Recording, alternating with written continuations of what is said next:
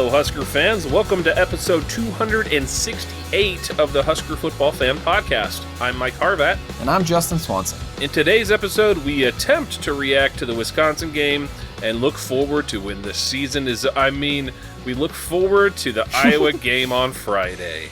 You can find us on the web at huskerpod.com or by searching Husker Football Fan Podcast on Facebook. You can also connect with us on Twitter by following @HuskerPod or email us at huskerpod@gmail.com. This episode is brought to you by Central Nebraska Buffalo. Check out their website for their latest deals. That's cnbuffalo.com. Also brought to you by Monty Rohde with Pinnacle Realty in Lincoln. Looking to buy or sell a home in Lincoln or know somebody who is? Reach out to Monty at 402-770-3356. Mike, guess what? What? You're never going to believe this. Are you going to talk to me about beef tallow? No. Oh. What's up? I don't know how to preface this other than to just say it. Okay. Nebraska's special teams are number 84 What? in SP+. You know what? This season isn't a complete loss. Will you look at that? Wow, way to start us out on the right foot. I'm just delighted. Actually, that does best bring news I heard all day. It does bring a smile to my face, man. The We sad hit the part one is benchmark. yeah. The sad part is the other numbers are drifting down towards the 84. Oh no. Yeah, that's not too surprising. Oh man, that's funny. Last week we were like, what do we say? And it's I was inexplicable. just pulling that up and wanted to share that. So Buschini's booming it. Mhm. Finally, that's being recognized or something. I don't know. Maybe Yeah. Bill Connolly saw my questions and hit refresh on his formula. Yeah. They missed a field goal. Did we attempt a field goal? I don't think we did, man. I wonder if like them going 0 for 2 on 2-point conversions factors in. But our punt game was good. So let's shut it down. What else is there to say? I just yawned. Time to go to bed. Man, I'm looking at the game summary on ESPN's website, and Wisconsin was a probable victory until we scored. Excuse me. So at It was a probable victory until we scored. A probable victory for them until we scored. Oh, until we scored. Yeah. Oh, I see. And so that was at 6:27 in the second quarter. And then it kind of like kept at like 50-50 for a little while, kind of wavering back and forth between the two, even though we were beating them 7-0. But then you hit the third quarter. Once we scored that second touchdown, it was all Nebraska. Up until, get this, ready for it? Right. Until it crossed the threshold back towards Wisconsin at 1:25 in the fourth quarter. Is that when we punted to them and they got it on the 50? Or is that maybe after they had the pass? That was after their complete pass to the 27-yard pass. Yep. Bummer. So up until that point, for what, 58 minutes and 36 seconds, we were predicted to win that game. Silly. Oh, man. Yeah, I'm sad for the team. I'm sad for the players. I'm sad for us fans, but shocked I am not. No. Nope. I think a lot of people were heartbroken. I think a lot of people got their hopes up. It would have been great to kind of spoil Wisconsin's dreams for a bowl game, at least for another week. But they, as many people will say, they wanted it more than us. They executed when it really mattered, or whatever, Well, I mean, we can't run the ball to save our lives, and we don't, the offensive coordinator doesn't know how to call the run. He has like 3 run plays. And, bless his heart, I think Anthony Grant has like PTSD and doesn't know how to hit a hole and get 3 or 4 yards. He just dances.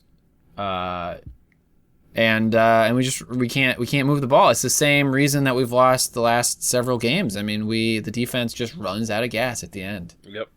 And, well, when they have I already closed the window, but I mean the time of possession was pretty ridiculous from what I recall. What was it, like 36 or something? Something like that. Clearly in their favor. So it's just it's interesting too, because the Mickey Joseph, what would you call it? The advocates for him becoming our next coach, they've kind of quieted down the last few weeks. I think people are kind of like, I think it's kind of a cooler heads are prevailing situation, which is one of those things where it's probably not going to be Joseph, I don't feel. So we'll Wait, what? You think it's probably going to be Joseph? I don't think. Oh, you don't think I do not think. Sorry. I agree. Yeah, I feel like, if he somehow won out and got us to bowl eligibility or something, that would have been like the case that he could make for himself. Yeah. But we've been middling to even regressing, going back to, like there was a little bit of a bump, there was a little bit of a freshness, a little bit of a, I don't know, there was some excitement when he took over, but that has kind of petered out at this point, and it's like, oh yeah, this is Frost's team, and we're getting Frost results at this point. Yeah. I mean, everybody's just ready for the next page, is Yep. it? Like that's, I mean, there's almost nothing to talk about. We all know the problems. We just don't know who the solution is. And you want to talk about the weather? It's nice. It was really cold. Or it was cold that day, yeah. If you're talking about the weather at the game. I am talking about the weather at the game. Yeah, it was really cold. I was sitting in... I thought that I read, when I was looking at the weather apps the previous day, that a wind was going to come from the south. And I sit in the south end zone, so I thought it was going to be at my back. But then it was actually from the northwest, like the opposite direction that I thought, so maybe I just misread it. But it was coming in around the press box on the northwest side, and then I think it was hitting the East Stadium and like bouncing back because the flags at the far end, the opposite ends of the field, it seemed like were pointing different directions. And it was pretty rough. I'd say by the third, I was pretty good during the first half. Got a runza in the second quarter. That's smart. But then the third quarter, my toes started to get cold. And by the end of the game, it was like, okay, why is Wisconsin using all their timeouts? Come on. Yeah. Yep. It was a little miserable. Yeah, man. I think the last home game I went to before COVID was the Iowa game. Probably 2019. The 2019 Iowa game. It might have been 2018. I can't remember. But it was the one where there was like a sheet of ice over all of the seats when you got to the game. Oh, gross. Oh, it was rough. So I don't envy you for your experience this last Saturday, because I have experienced something similar.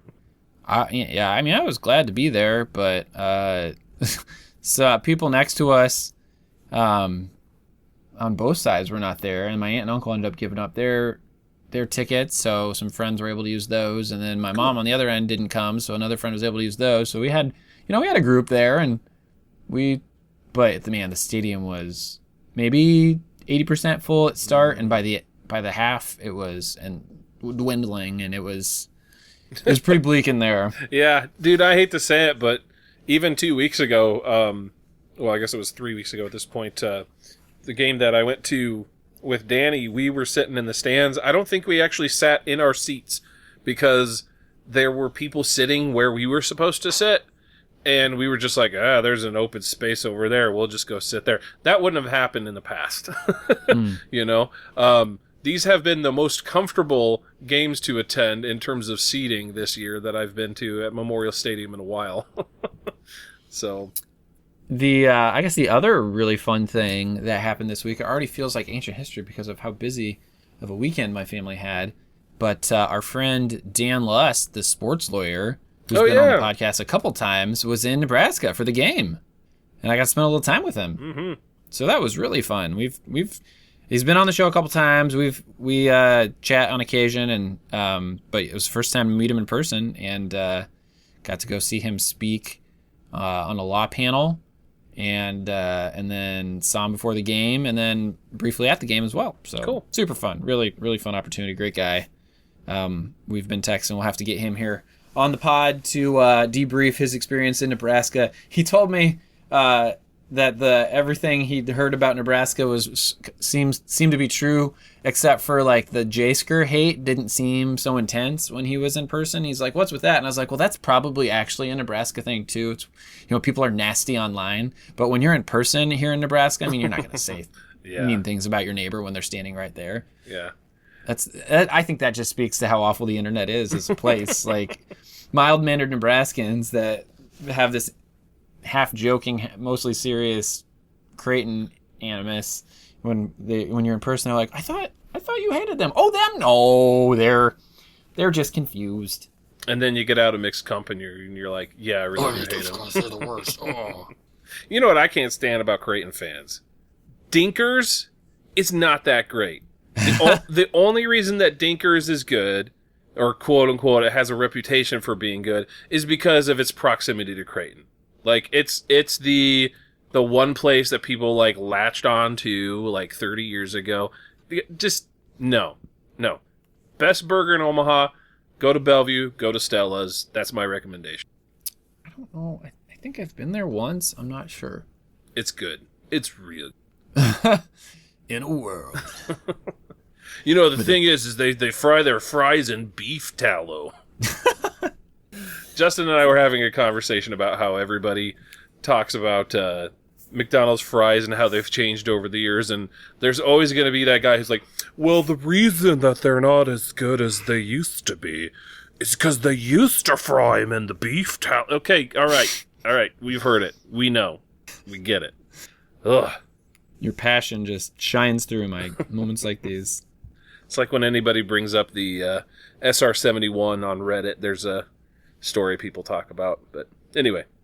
What are you talking about? Maybe the band? No, my gosh, not the band. Oh, man. The Jet? That's a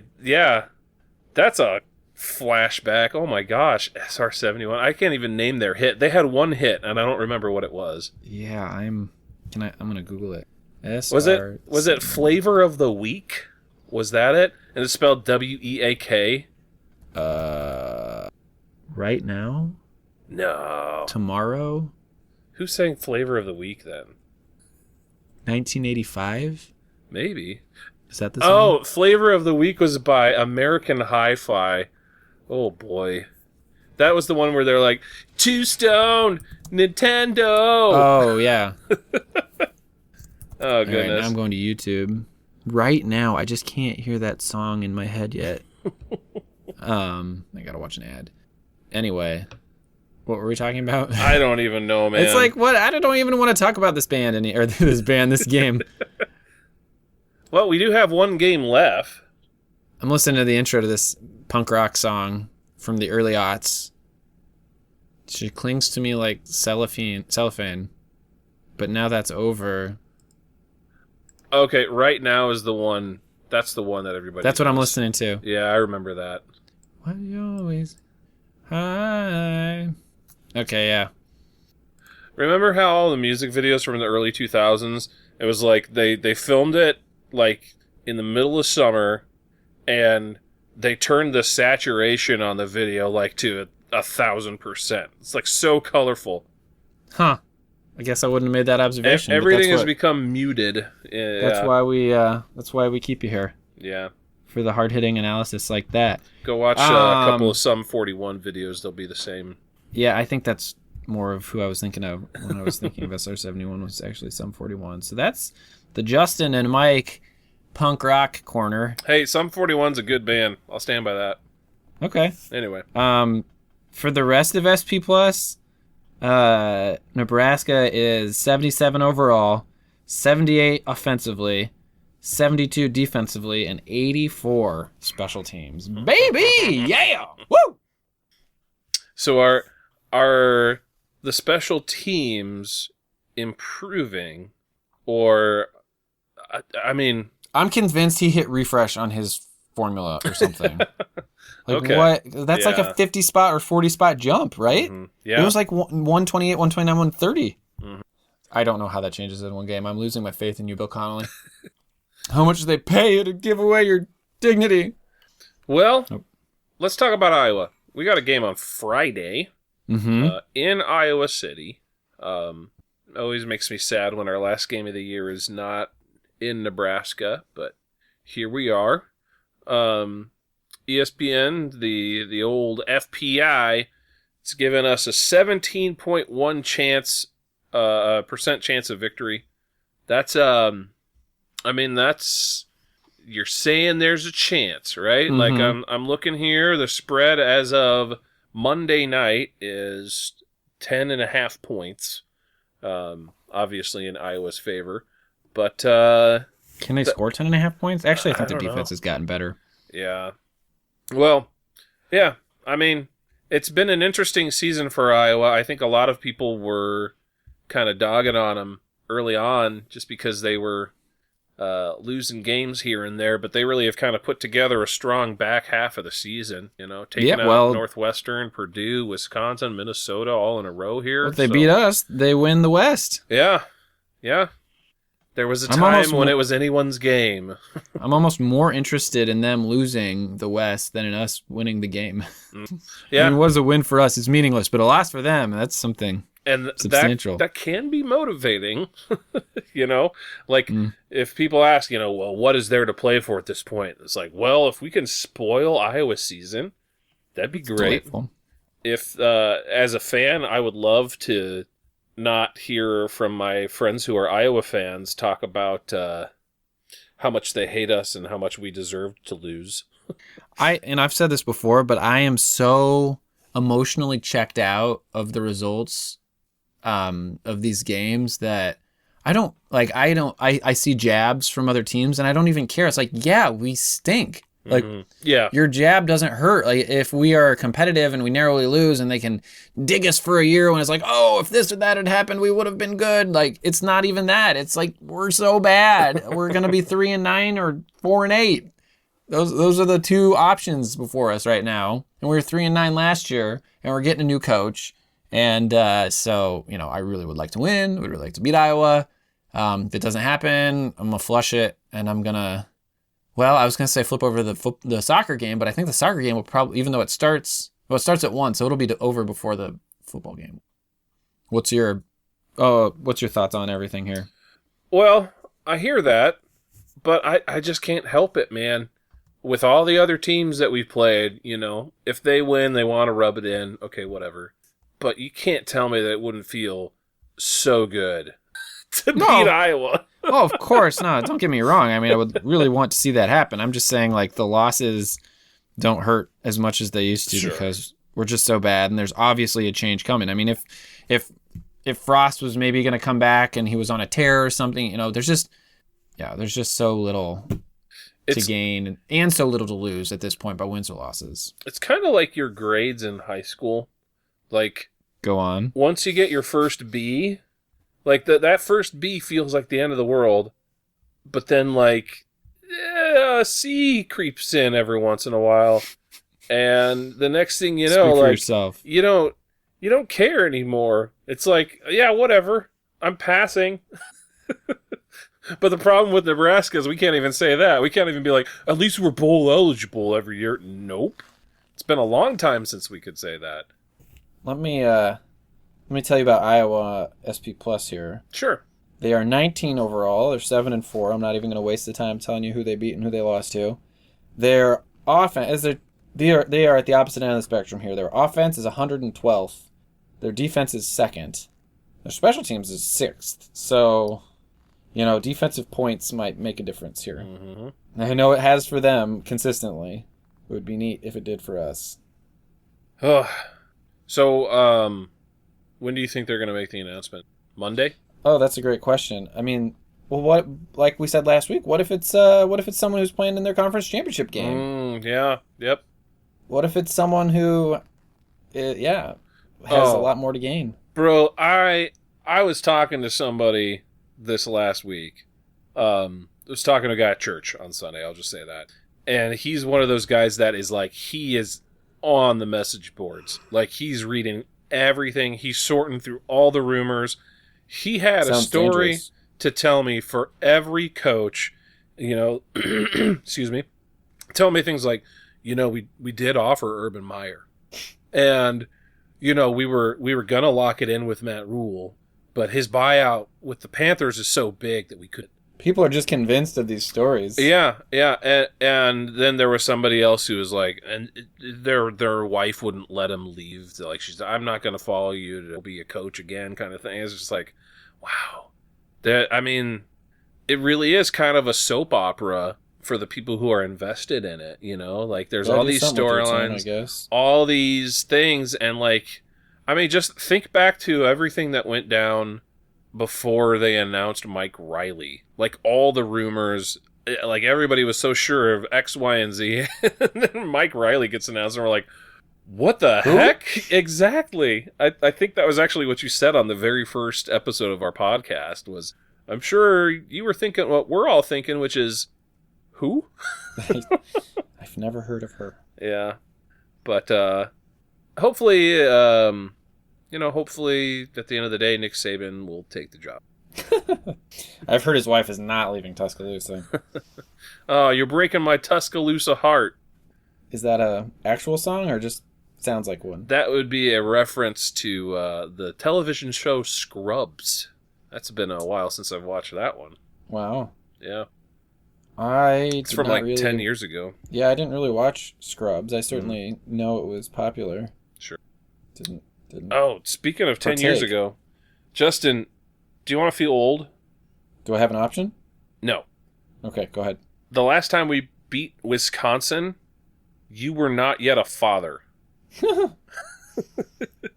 Long time ago. It was my galaxy far away. It was my birthday in 2012. That was the last time that we beat Wisconsin. Because then we played them again a couple months later. Oh, and that was the blowout. And that didn't go so hot. Yeah. I got ripped off by a little old lady in a shopping cart, and I didn't even see it coming. What was I going to ask you? Oh, yeah. So I beat Monkey Island 2 with my kids. So I guess that's for those of you who are interested in football talk, this might be the part of the show where you can go ahead and skip over to the Redcast or something. Yeah, we can come back to it, but I just want to ask you this before I forget it. Sure. So we beat 2, and it ends with, spoiler alert, I am your brother. Mm-hmm. But then there's Elaine hanging out over the hole. Mm-hmm. And I could move on to 3, but if this is the new plot that's important moving forward, maybe I should just move on to the new one. Do you want my take? Yes, that's why I'm asking you. Play them in release order, just like watching the Star Wars movies. So play the original 3rd? Play the original 3rd, and the 4th, and the 5th. And the 4th. And the 5th, no. Yes, absolutely. Which was the 5th? The 5th? That's Tales of Monkey Island. Oh, is that relevant to the plot? No. Yes and no. Yes and no. I would say at the bare minimum, you got to play the 3rd one before you play. Okay, that's what I wanted. Yeah. Because then Murray, the skull, exactly. Skull. Because Murray shows up, and the game is made in such a way that if you wanted to, you could play it completely blind and never have any clue what's going on. But I think knowing who Murray is before you play the new game, I think that is one thing that's worth experiencing. I don't remember because your kids might be like, who's Murray? Why is he acting like he knows him? My primary memories of Monkey Island 4 was mapping out the monkey combat and trying to do that without the map, and then realizing you had to do like a logic puzzle to beat it, and realize and it's in 3 dimensions, and it lacks the spirit joie de vivre. Say that? Ooh, joy. I know what you're talking about, but I don't know French. I've heard that phrase before. Exuberant enjoyment of life. Yeah, that's what I'm going for.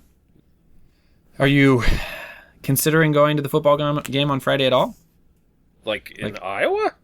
Yeah. No, our family's doing our Thanksgiving on Friday, so. Oh, okay. Like so our family is going to get together at my brother's house, eat Thanksgiving dinner / lunch, whatever you want to call it, at that mid-afternoon point, and then watch the game. That's our family Thanksgiving. We are on Friday. We'll go out to York with my folks and grandparents to Chances Are, which we started doing years ago because my grandparents still lived out in the Sandhills. Well, they live in Lincoln now, but we're still going to go out to York. Wow. Okay. Because it's a nice buffet and nobody cooks and nobody cleans.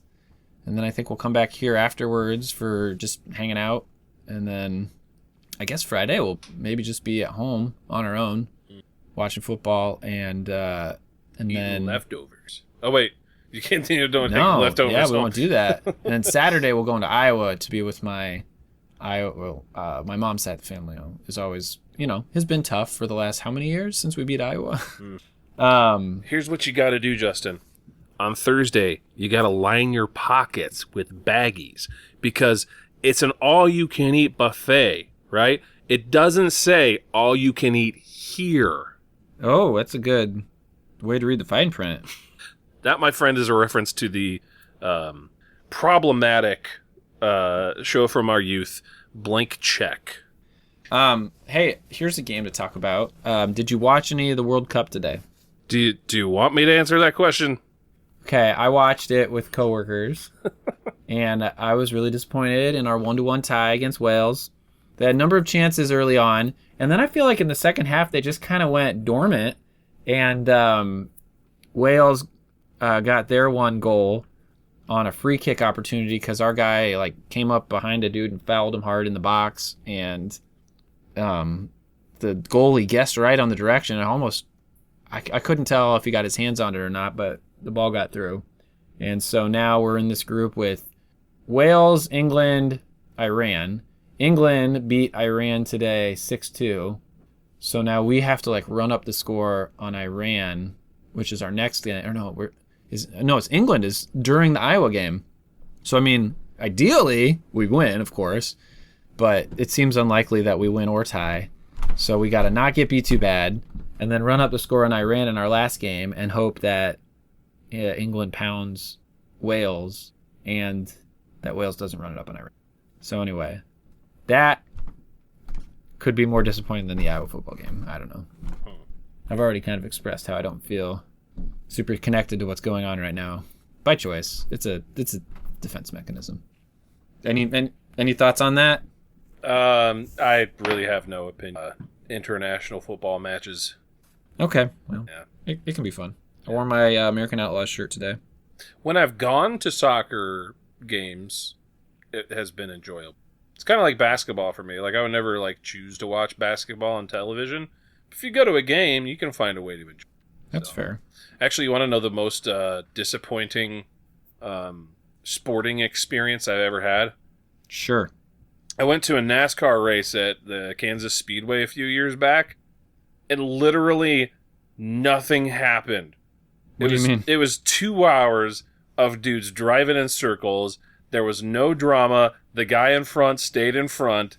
There were no wrecks. There was no high stakes anything happening. I sat and I watched cars drive in a circle for 2 hours, and nothing happened. Yeah, now you're losing me. Yeah. Going to a local race with people crashing every 5 seconds is way more. So get yourself out to, I forget what that speedway is, just east of town in Lincoln. It's a good place. Eagle? I think so, yeah. Is it like the Eagle Raceway or something? Mm-hmm. I'd rather go to that than another NASCAR race, honestly. I feel like you're making all kinds of endorsements today. We need to get some money for these things, Mike. What you gotta do is you gotta pick up your burger from Stella's and then head west to Lincoln and go watch a race next summer, because it's best to do both of those things in the summer. Man, summer sounds great. Yeah. It's going to be a while. I don't understand people who say they like winter. They're liars.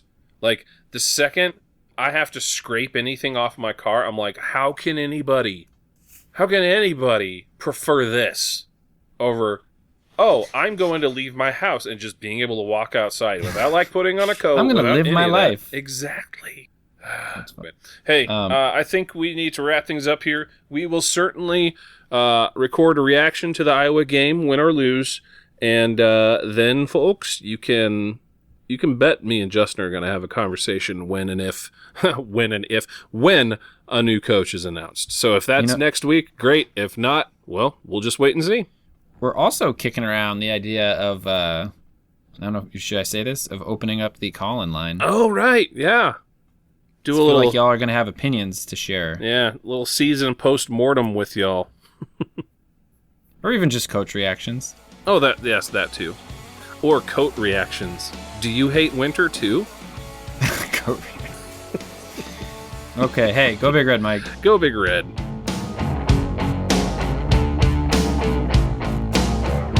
The Husker Football Fan Podcast is an unofficial, non-commercial podcast and is intended for educational and entertainment purposes only. The views expressed on this podcast belong solely to the individuals expressing them. The Husker Football Fan Podcast is not endorsed by or affiliated with the Nebraska Cornhuskers or the University of Nebraska.